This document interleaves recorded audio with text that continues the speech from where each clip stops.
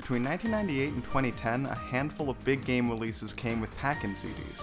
Not just from pre-ordering or as bonuses as part of the collector's edition like in modern AAA releases. Sometimes you just got an extra disc with your game during the 5th and 6th and 7th generation of consoles. What was on these bonus CDs varied by release and console generation. The 5th generation consisted mostly of playable demos or trailers for upcoming games, with notable examples being the Squaresoft Collector's CD series. These were packed in with the false Parasite Eve, Brave Fencer Musashi, and Vagrant Story, among others.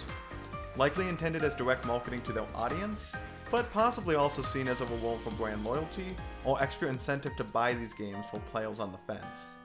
Players willing to drop $60 on a new IP to see or play a bit of Square's next big releases, like Final Fantasy VIII or Front Mission 3, months in advance. In the 6th generation, it would often be a demo or trailer disc as well, but would sometimes be a small selection of a game's official soundtrack.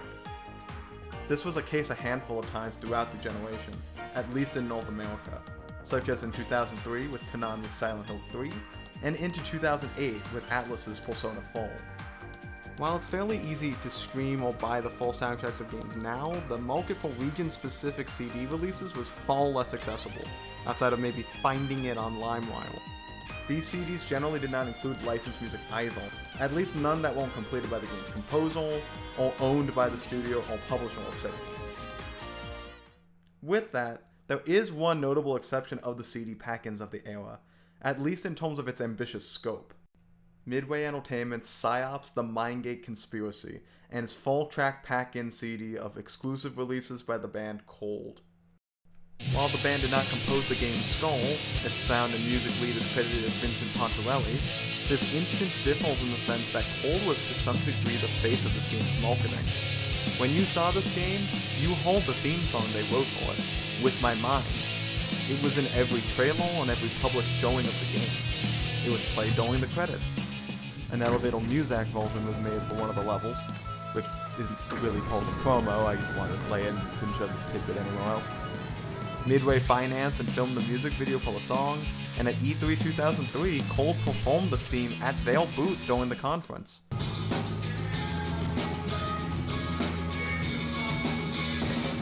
And this is before the ESA ran out of money and started letting anybody in. That stone-faced audience you're seeing was made up of staunch industry professionals conducting peak games journalism. This was at the start of the era of growing film and game tie-in cross-promotion, which was a two-pronged approach.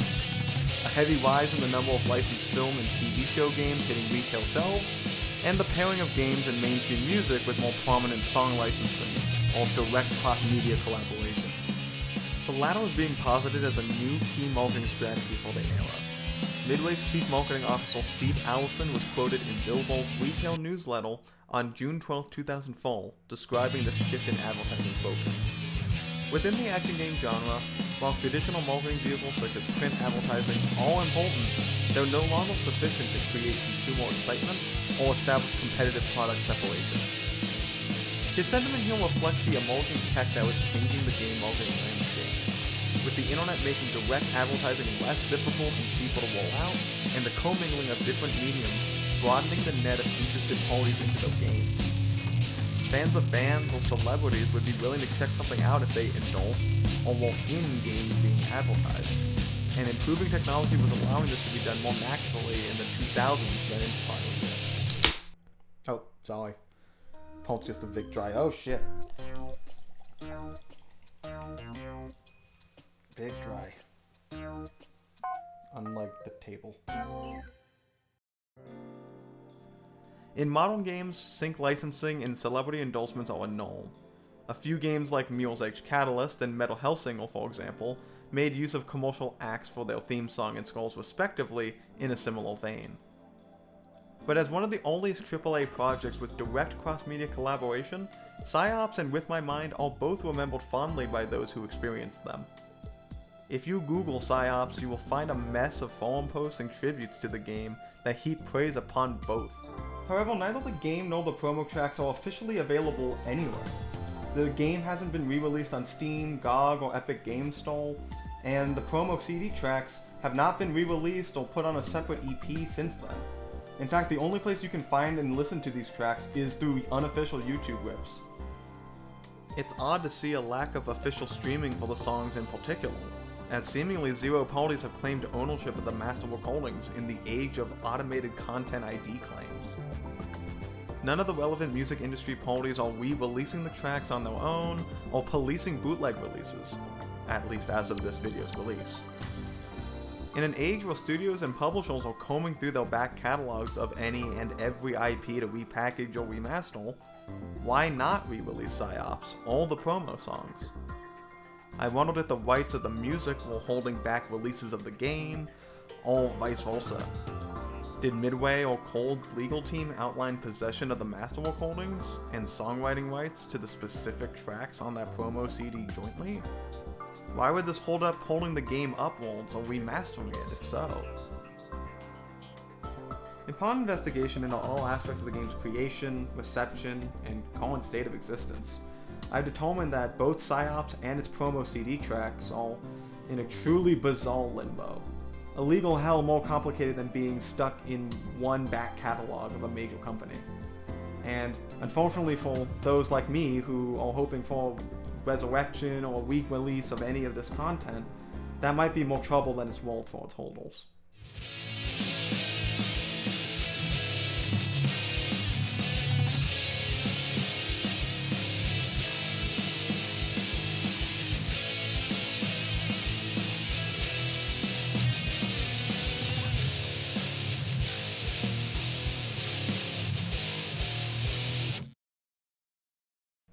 Psyops: The Mindgate Conspiracy is a third-person action-adventure game that puts players in the shoes of Nick Scryall, an amnesiac Psy operative taken prisoner by a terrorist cabal known as the Movement. He is tasked to infiltrate the group with the help of a Psy operative double agent from within named Sarah Blake. Throughout his mission, Nick reawakens to both his memories and his arsenal of psychic abilities, including telekinesis, pyrokinesis, mind drain, mind control, remote viewing, and Aura View, which was a sort of predecessor to the Batman Arkham games' detective vision, granting visibility to hidden elements in the environment, such as mines, color codes for puzzle items, and invisible enemies. There's already a few retrospectives on the game, its core loop, and narrative out there, so my focus is going to be squarely on its development and overall reception. Psyops was developed by an internal team within Midway Games called the ESP team and published in-house. Released in June 2004 in North America on the PS2 and Xbox, with the Windows PC port coming later in 2005. Active development started sometime around April 30th, 2002 under the name Espionage, based on Midway Amusement Games LLC's trademark filing details via legal resource site Justia.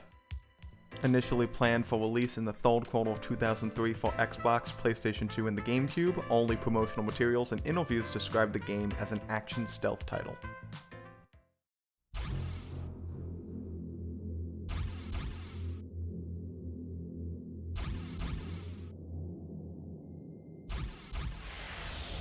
A trailer for Espionage, sourced from the demo disc of the official PlayStation Magazine issue 73, released October 2003, shows a number of graphical and UI element differences made ahead of release. The game's combat appears to have always heavily emphasized action set pieces, closer to win-back covert operations or Siphon Filter, than more representative titles of the genre as it's known today, like Metal Gear Solid or Hitman Codename 47. It also shows an early pass of the pre-rendered FMV cutscenes by BrainZoo, as well as an early logo and cover art. Not long after distribution of this trailer, the game's project and design lead, Brian Eddy, started making the rounds to press outlets confirming the game had been delayed to Q2 2004 for polish following E3 2003, in addition to the cancellation of the GameCube version. In a November 2003 interview with GameSpot, he states, "The game was constantly improving, but given the approaching ship deadline, we found ourselves having to accept that many aspects of the game were never going to be as polished as we knew they could be." He also confirmed the name had changed, stating, "The original name, Espionage, was a clever play on words, but it did not get across the idea of psionic powers as well as we wanted. Dozens and dozens of names were considered and thrown out. My favorite bad idea was Psypocalypse, before we arrived at what we felt described the game." Years later in 2020, Brian took part in a post-mortem retrospective interview for Cinelinx.com, providing some early concept art and model capsules from the earliest Espionage prototypes. He also sets the record straight that the delay from the GameSpot interview was less polished and more of a complete rewalk tied to the bad reception of its false E3 2003 reveal. The game was in horrible shape and barely playable. It was actually quite horrible, but Midway didn't have anything to show, so they had to show something new. It was a huge mistake to bring it. The team said don't do it. We rewalked a ton of controls and alt when it was over. To management's credit, they allowed us to continue to make the game and gave us more resources. IGN literally echoes this sentiment in a January 2004 article, describing being unimpressed with espionage during its E3 2003 showing.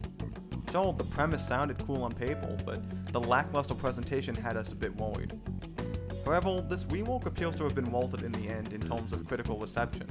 Scores were primarily high across the board according to Metacritic, and maintains a pretty high user score to boot.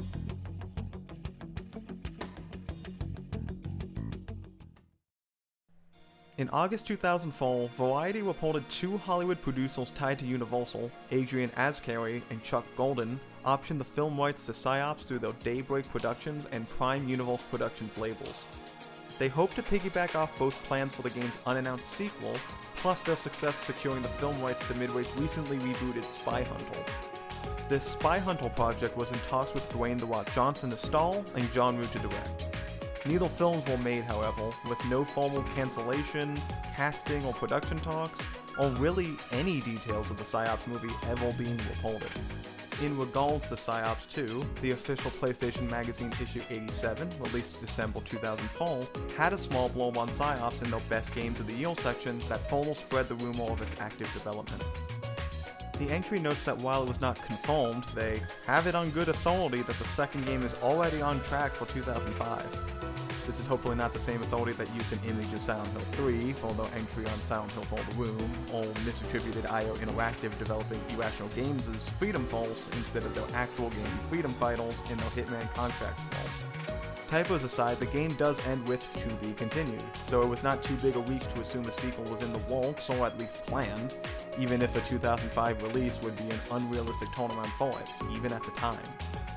In the aforementioned postmortem with the game's director Brian Eddy, he noted that the team had plenty of ideas to expand on what they did in the first game, but it never appeared to enter a formal pre-production. We talked about extending Nick's existing powers along with introducing some new ones. We also really wanted to introduce more variety of gameplay with vehicles, bigger worlds, more and smaller enemies, etc. We didn't get past the talking stages, so no concrete powers or levels were defined, but we had a lot of ideas. According to a summary of the NPD's June 2004 sales figures posted by NeoGAF user Bunkum, the game sold a little under 35,000 copies on Xbox and had a little over 22,000 for the PS2 SKU, for a total of 56,452 copies sold on release month. Comparing this number with its contemporaries, most of that month's top sellers seen here were closer to 100,000 sales on a single release SKU. Subsequent summaries from Bunkum do not directly address Midway's numbers, and reposts of the NPD numbers appear to be on dead links from a defunct website. Sadly, the Wayback Machine has incomplete and mostly corrupted captions of these pages that don't provide further numbers for the game in subsequent months. The Variety article from before, dated August 2003, described the game as a solid but not spectacular seller, so we can presume it sold somewhere between 100,000 or 200,000 copies total, at most, by the end of its retail run. This is on top of a list compiled by IGN's Douglas C. Perry in a December 2005 article, where he states Midway's other recent releases, Gauntlet 7 Sorrows, LA Rush, Blitz the League, The Suffering Ties That Bind, and Mortal Kombat Shaolin Monks, all had mixed sales, not enough to contest the incoming Xbox 360 and flattening game market. Modest sales for PsyOps, among other disappointing sales figures, very likely tabled any concrete production plans for a sequel. Lastly, in March 2008, Midway was sued by a Los Angeles screenwriter named William L. Crawford III for alleging the game's title and premise were stolen from a screenplay he registered in March of 1998 called PsyOps, and that he attended E3 2001 to pitch the project to some degree to someone. The court ruled in favor of Midway that December. This lawsuit really didn't majorly impact the legal troubles that were to take shape for the game and its promo CD, but I do think it's notable as it was the preamble for the mess Midway was about to be embroiled in starting 2009. But before we delve further into the legal drama, there is the other party of this discussion. One that, as mentioned before, was pretty crucial to the marketing of the game, but in one indirect way or another, might also be responsible for the game's legal murkiness. Cold, formed initially in 1986 as Grundig and briefly moonlighted as Diablo in 1996, are a hard rock, nu metal, alt rock, post-grunge, whichever subgenre you prefer, band from Jacksonville, Florida. Fronted by current vocalist and rhythm guitarist, and only remaining original member of the band, Scooter Wald. Discovered and fostered by a plucky nu metal frontman and wrestling game icon Fred Durst of Limp Bizkit in 1997, he helped the band relocate to California. Over the next year, they found themselves in an LA studio with the now legendary metal producer Ross Robinson, producer of only Korn and Slipknot albums, to put out their 1998 self-titled album under Flip Records, a label through Geffen and A&M, now Interscope Geffen A&M. For simplicity's sake, I will refer to their label during this time as Interscope, since keeping track of label name changes and acquisitions is an unneeded distraction from the main points here. Cold's music stands very much on par with their contemporaries during the early 2000s renaissance of nu metal and mainstream rock radio. Their heavier production and darker subject matter is offset by the band's more melodic bass compositions.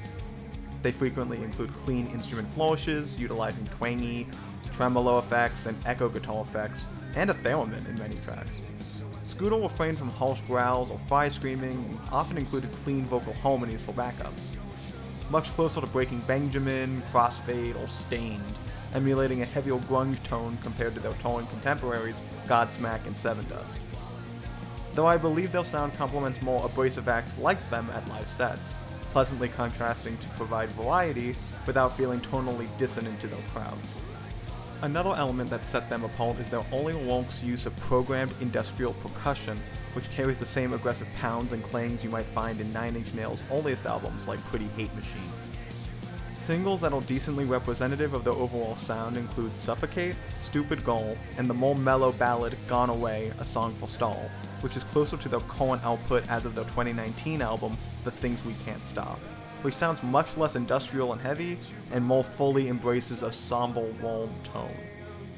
Regarding their discography up to the promo CD, the band had 3 album releases: their aforementioned 1998 self-titled album, 2000's 13 Ways to Bleed on Stage, and 2003's Year of the Spider. The Spider serving as somewhat of a mascot or logo since their second album. The lineup at the time of the promo CD consisted of Scooter Wald on lead vocals, Kelly Hayes on lead guitar, Terry Balsamo on rhythm guitar, Jeremy Marshall on bass, and Sam McCandless on drums. No information appears to exist about who made false contact between Midway and Cold to collaborate. In a Billboard newspaper release from June 12, 2004, Midway's marketing VP Mona Hamilton implies that they put out the false call.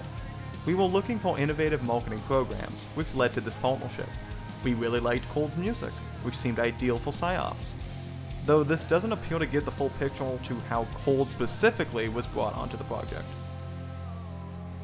One instrumental figure was likely Chris Vrenna, who has connective tissue between both parties. Chris was a previous collaborator with Cold on their 2000 album 13 Ways to Bleed on Stage as a co-producer and programmer. He was previously a founding member of Nine Inch Nails, so he was likely key to how the band honed their sound's industrial tinge. The album hosted their biggest single at the time, Just Got Wicked, which also opened Cold's first licensing opportunity with Sega for Jet Set Radio, so further collaborations were very likely welcomed between both parties. Following his completion of Quake's soundtrack with Nine Inch Nails in 1996, Chris would sometimes do gigs in the game industry as a composer and music programmer, with credits at the time for American McGee's Alice and The Sims 2. There's no source that outright says Chris worked on PsyOps directly, outside of his credited remixes, but more on that shortly. But his personal website put his involvement with Midway's 2005 reboot of Area 51 starting as early as 2001. So it's possible Midway touched base with him regarding espionage during that production, and put them in touch with Cold as a good fit for what they were looking for. As noted earlier, the game as Espionage left its own pre-production period no later than April 30th, 2002, based on Midway's trademark filing details. The Year of the Spider album was recorded between September and December 2002, and production and distribution was in the works up to its May 2003 release. per an April 2004 IGN article, With My Mind's music video was shot during summer, mid-2003 by prolific music video director Mark Webb, who would later go on to direct the films 500 Days of Summer and The Amazing Spider-Man 2. Within reason, we can estimate that With My Mind was written, recorded, and mixed between January and May 2003, while their album's production was wrapping. This is assuming the master recording of the track was complete, and they were not operating off of a demo recording for the music video shoot. Discussions with Midway to ink the contract between them and Interscope was very likely only 2003, based on the track list. The promo CD consists of 4 songs: the game's theme, With My Mind, Came All The Way, Just Got Wicked, Chris Vrenna Remix, and Go Away, Chris Vrenna Eye Socket Remix. We know the most about the creation and rights to With My Mind, as the game's starting splash screen and credits both contain the full songwriting credits, written by Cole rather than a specific person.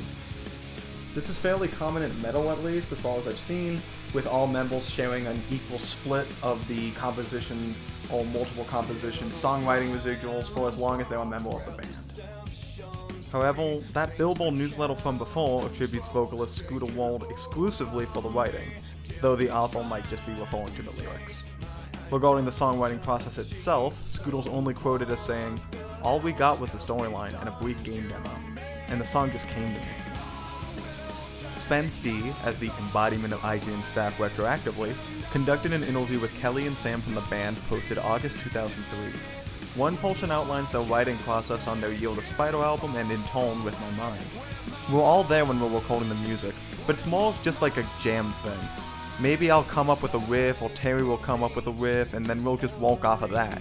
You know, if something sounds really cool, we'll just walk off that.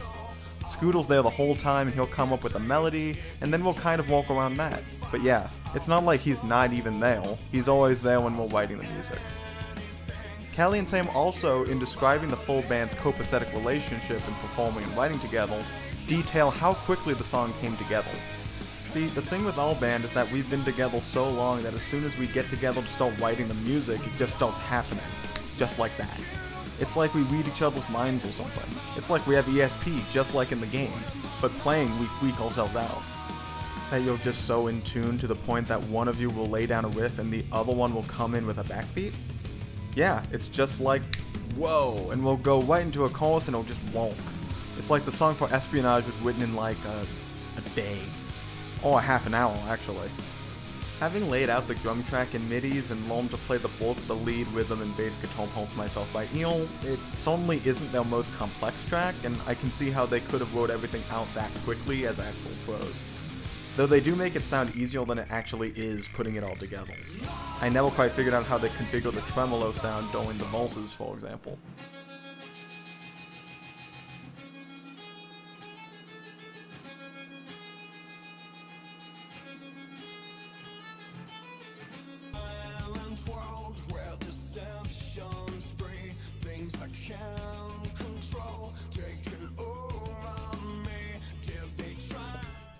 As far as I've seen, this is the most the band have talked about the making of the track. Next credited info is the track's producer Howard Benson and mixer Mike Plotnikoff, both prolific music industry producers / engineers in pop, rock, and metal with overlapping portfolios, such as My Chemical Romance's 3 Cheers for Sweet Revenge, 3 Days Grace's 1X, and Life Starts Now, among others. Appeals courtesy of Interscope Records, the band's label, published by Ronald Chappell, the label's publisher. Came All The Way was an unreleased track written for Year of the Spider, confirmed by the making of DVD that came with the special edition of said album if you squint your eyes hard enough in that hot 240p camcorder footage. There's no confirmation as to why it was not kept in the album, or the reason why it was added onto the promo CD. The Billboard newsletter noted that the other songs that weren't With My Mind were iTunes exclusive releases at some point, but checking now, they are currently no longer available and they don't appear to have entries archived via Apple or iTunes. I have also not found any record as to why it was never subsequently re-released as a separate single since the promo CD or the iTunes delisting. I can only hypothesize that maybe the master recording was done during the With My Mind sessions, which might have been under ownership of Midway, though that is unlikely, which I'll get into in the last section. As of this recording at least, neither of these tracks get claimed by YouTube. I checked the ASCAP database via Songview and neither track appears. I found some other cold tracks there and reached out to their listed publisher contact at Warner Chappell, who has not followed up with that information as of this recording. This will come back to haunt us in the conclusion, so keep this one in your back pocket for now. Just Got Wicked, Chris Vrenna remix, is pretty straightforward. A remix by Chris on one of their 13 Ways to Bleed on Stage tracks. Key features of the mix compared to the original is a bit of a cleanup of the master, additional industrial percussion, bass boosting, and a more pronounced vocal reverb for a more cohesive and uniform mix of the song, in my opinion.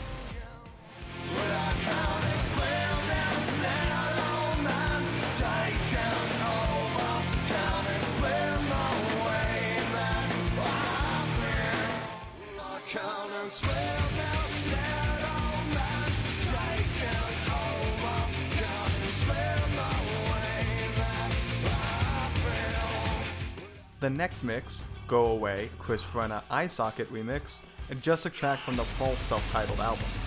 This one sounds a bit sped up, adds the same style of industrial percussion, bass boosting, along with high pass and tremolo filters on Scooter's voice being added to parts of the track. Vocals sound a little more sterile than the original mix, yet the guitar instrumentation is stylistically muddier, emphasizing the punchiness of the beats. All that said, I'm unsure why it is called the Eye Socket remix.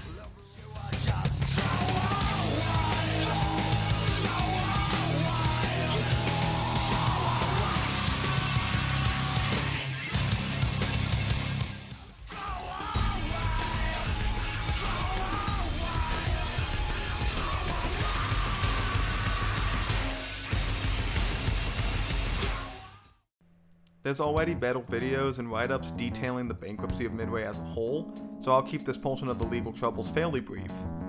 Midway Entertainment filed for Chapter 11 bankruptcy on February of 2009 due to many factors, including legal back and forth with their magnate owner Sumner Redstone, the high-profile failure and cancellation of two major titles, John Woo's Stranglehold and This Is Vegas respectively, and the generally modest to poor sales performances of their catalog in the 6th and 7th console generations as mentioned earlier.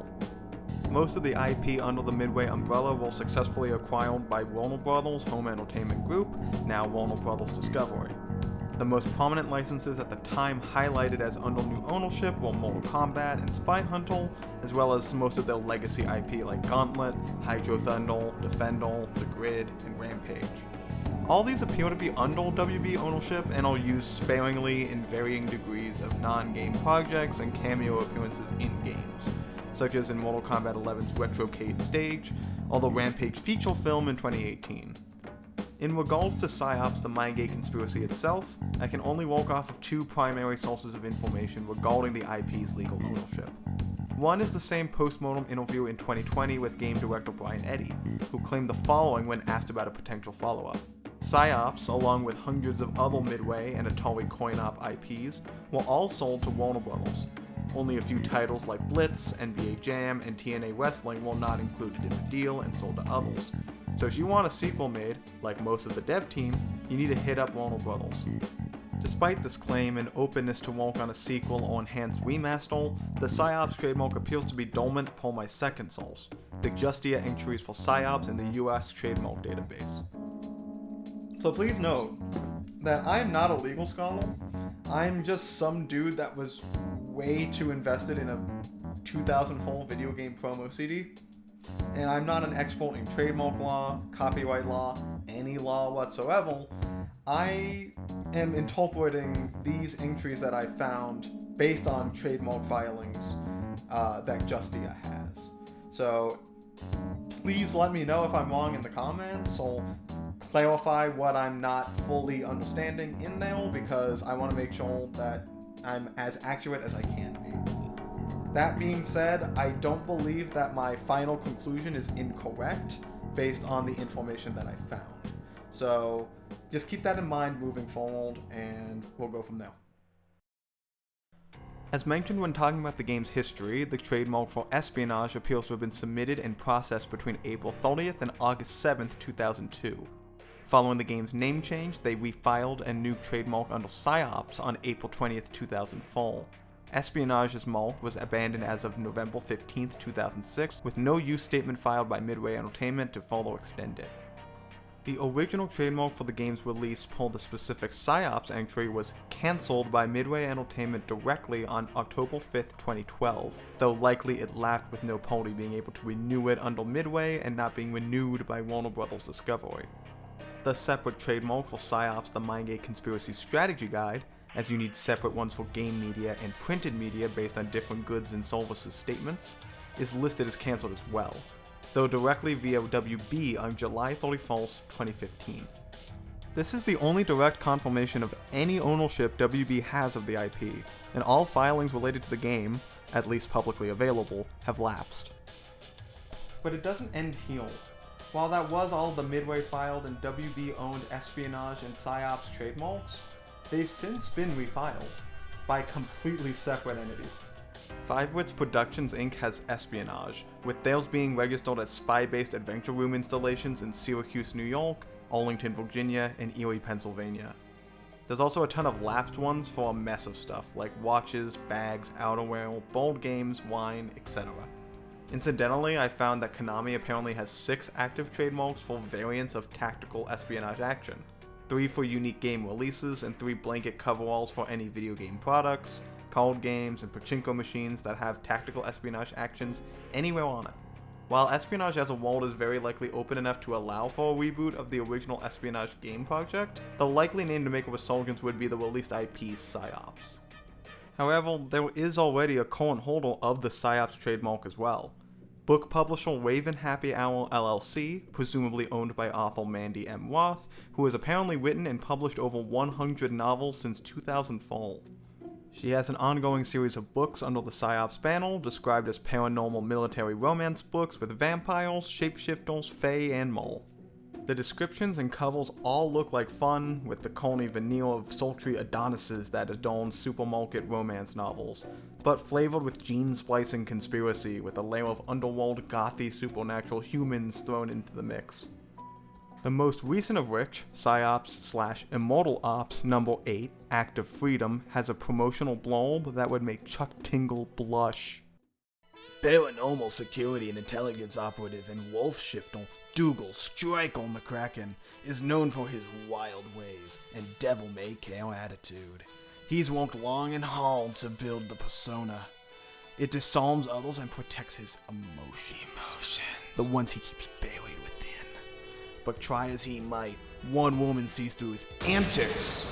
She's not afraid to call him on his bull or set him in his place when the need arises, which it often does.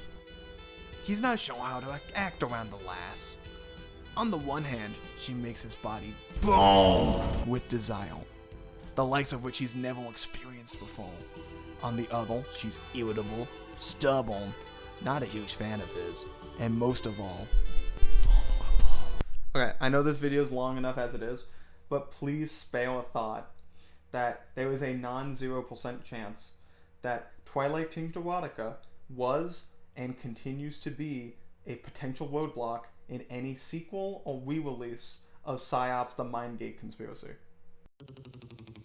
The book series doesn't have the same goods and services statement that covers video games, though it has 8 entries over the last 5 years based on the trademark filing date of May 14th, 2018, and is currently the only active holder of any PSYOPs trademark. I didn't see anything about Mandy that would hint she or her publishing company would block any new trademark with PSYOPs in the title, though admittedly I did not look too deeply. But it's not impossible for her to attempt to protect the name, or for WB Discovery to passively avoid finding out. Though personally, I think there's more prescient matters holding back the release of any and all things PSYOPs that are more situational than solely legal. It's pretty clear that whatever WB has of the PSYOPs the Mindgate Conspiracy IP are likely just portions of holdover assets Midway might have had left from the game's development. Promotional marketing and retail materials, maybe the print document of the strategy guide, possibly the GDD or general brand design guides, and any legal holding documentation. Some or all of the recorded footage of With My Mind's music video might have been archived with Midway, if not Interscope or Warner Chappell directly. However, this is all presuming that WB kept any and all of what Midway might have given them, and that Midway didn't sell off all their assets or destroy them at some point during the 5 years in between the game's release and their bankruptcy. It's anticipating that whatever was left was securely transferred to WB and not rescued from disposal or just kept as a personal memento from some of the devs. We've already seen some of the concept art was retained by Brian Eddy, but it's possible that there isn't much left outside of what has already been made available, or anything practical or cheap for WB to use for a remaster. Them having access to the final release build source code and all the original cinematics and audio recordings of the game itself seems unlikely, since if they did have access to all of this, they likely would have used it by now, with legal approval to use With My Mind or not. Losing licensed songs is not going to stop a re-release inherently. The Tony Hawk Pro Skater 1 and 2 remasters, and the recently changed from remake to remaster Lollipop Chainsaw Repop, were not able to re-up the licensing for all commercial tracks from the original games. If the cutscenes are lost on their end, Brain Zoo might still have access to their FMV cutscenes, but WB would likely need to pay them to reuse them, adding another cost to even do a bare bones uppull. And if all the hard assets of the game are lost, that wouldn't surprise me. Preservation of video game history has really only started being pushed recently, and still mostly from smaller parties. Many pieces of game media, both released and unreleased, are gone forever. Sometimes due to limited storage at a studio during the earlier years of AAA game development, non-recognition or indifference to the history in the making from these studios or publishers, or even just the degradation over time of physical media, which in 2003 and 4 were likely dev kits and hard drives, or compact discs and VHS tapes of proprietary materials, all which unavoidably rot over time and become unsalvageable, and need to be transferred in advance. All this stuff has an invisible expiration date on top of just being easy to misplace, corrupt, or be destroyed. I can imagine the majority of development materials for PsyOps and a ton of other Midway releases predating it could just be gone forever as a result, even before WB was a factor. While the master recordings of the pack-in music itself is more likely to have been retained, those songs might possibly be in a more nebulous, uncertain spot of legal limbo. There is a possibility WB Discovery do own master recordings of With My Mind and the other 3 tracks, though it's not likely. Based on the credited crew leaning towards the songs being recorded by Interscope, their publisher at the time, Ronald Chappell, probably provided Midway a copy of the master recorded at an unspecified studio, which was likely Bay 7 Studios, where Cold recorded Year of the Spider back in 2003. But this gets messier, as Universal Music Group, aka UMG, is the publisher of Cold's current and back catalog of music under label Napalm Records. So sometime in early October 2023, Napalm updated their website and removed Cold's page and the band from their featured artist list, I guess just to spite me. They appear to still sell their latest album on the web store, and no label changes are confirmed as of the release of this video. And the Internet Archive doesn't have a snapshot of the site as it was, and I was dumb and I didn't make a screen cap myself, so what you're seeing on screen is what remains of that page. It doesn't ultimately change anything about my point, but it is another potential addition of confusion to what I get into in the next minute, so carry on. Interscope is currently under UMG and no longer use Ronald Chappell as a publisher. However, as foretold by the ghost of me talking about Cold like 20 minutes ago, Ronald Chappell is the band's listed contact for licensing on ASCAP. Ronald Chappell might still somehow retain Cold's promo track masters if ownership did not get worked out during the acquisition for one reason or another. And they aren't acting on those tracks in any way. Seemingly neither is UMG if they picked them up when Interscope was brought into their umbrella. They might all collectively have no clue who owns what, or if they can legally re-release any of the tracks without legal trouble from within themselves, or any outside parties that might still retain individual ownership. And if ownership isn't in question, but they still can't release them, either party might have straight up lost the masters in the years since then, or Warner possibly accidentally set them on fire in 2008. For whatever reason, no one appears to have a means to re-release these tracks officially, nor have tried if they could. With PsyOps being abandonware now with no legal way to purchase the game, and even the current PsyOps trademark in place that might require finessing or even a rebrand entirely, there's just little incentive for WB Discovery to try licensing it out, if they are still able to, for a remaster or remake or reboot unless there was a party within them willing to finance it as a passion project. And despite the Upsoldier forum posts and praise I've found from the past few years in investigating this topic, I don't know if that would be enough to inspire them to untangle this legal mess and finance a game that allegedly didn't sell enough the first time around. Psi-Ops was a fantastic game, one that dissolved much more than the circumstances outside of its control, such as its ambiguously low sales figures, Half-Life 2 eating its lunch as the 2004 industry benchmark for its use of the same game-changing physics tech, and the unfortunate timing of similar games released within close proximity, Free Radical and Codemaster's Second Sight, and N-Space and Nintendo's Geist. However, many games have since made great use of its primary draw, its unique telekinesis mechanic, across totally different genres since then. The Bioshock games, every Dead Space title, Gravity Rush 1 and 2, pretty much any recent third-person Star Wars, Arcane's Prey, among plenty of others. Remedy's Control is possibly the closest in terms of Psi-Ops' design in modern AAA releases, with the protagonist Jesse having a different yet similar suite of psionic abilities. They're more momentum and exploration-based psi powers, but pretty close in nature, even hitting a similar paranormal sci-fi thriller tone, with the player unraveling the mysteries of a shady organization from the inside. Though instead of having a played-straight, cheesy B-movie blockbuster tone, it hits a balance between thrills and intrigue in its setting and world-building, while throwing some goofs and levity in on occasion. It hits its own stride being built around mostly similar mechanics and powers, but with years of refinement. Genuinely, a new team can come along and make a very similar telekinesis-centric game. One with the same type of rigid body physics and fun goalie bits when you explode an enemy, and you can still have the same push and pull of items, projectiles, and platforms for puzzles and stuff like that. You can still have all of that and not call it Psi-Ops 2. Nick Squire doesn't need to be the protagonist of the game, and you don't need Cold to compose a banging theme song or a promo CD in order to make it or promote it. I hope the music tracks can be sorted out for a re-release by Cold directly though, with those being the more likely elements to officially return. They could in theory be re-recorded and released without the original master recordings under Napalm Records, since Cold likely still retained the songwriting rights.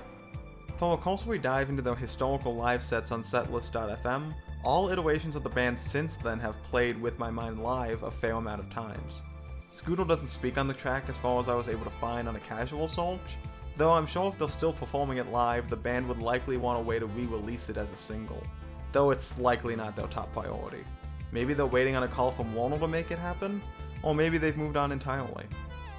Cold recently celebrated the 20th anniversary of their Year of the Spider album with a tour that wrapped on September 16th, 2023. I think it would be an awesome way to round out the anniversary year with re-releases of With My Mind and Came All The Way, or even re-recording both in their current style, but that's just me. Psi-Ops also turns 20 next year as well. Probably too late to start anything now if nothing is already in the works, but we can dream. Whatever the case is, for now, both Psi-Ops and Cold's promo tracks are stuck in purgatory, waiting for an impassioned party to come and liberate them from this limbo that they've been in for nearly 2 decades. And despite my conclusion, I genuinely hope that both the game and the promo tracks can make a return. And I don't mean this just for preservation's sake. The game and the promo tracks are both really worth checking out, and it was just a lot of fun to experience as a kid, and I would hope that that would be able to be re-experienced for a newer generation now. If there's any way that the band or the previous developers can benefit from a re-release of either in any way, that would also just be fantastic. But either way, until next time, cheers.